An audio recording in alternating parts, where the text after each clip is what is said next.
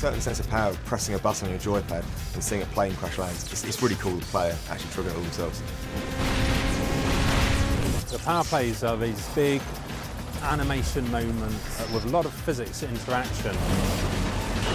The way the player gets to remotely trigger these power plays is by overtaking other cars, drifting, jumping, all kinds of stuff like that.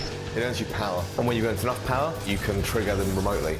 It's a way for you to control the track, create shortcuts and take out your opponents.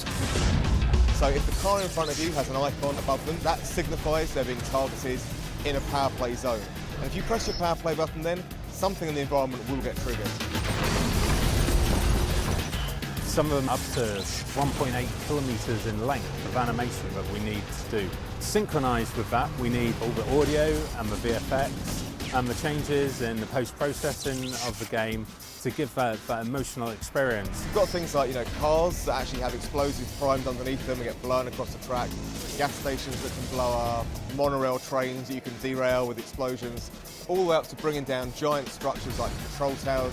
The whole screen can become absolutely full of explosions and smoke and dust and wreckage. As the player drives up to the power play, you kind of want that player to kind of flinch, getting that emotion from the screen. So we spend a lot of time and effort choreographing the power plays and all the effects. The environments are really rigged to blow. It's not just one big explosion, there's lots of little things. The guys are really working on a system where if you actually slowed the game down, you'd kind of see a story of all the effects.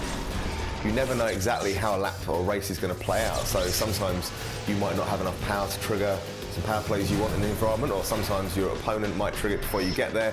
So it really does mean that every race and every lap is very different. You can never completely predict what's going to happen when.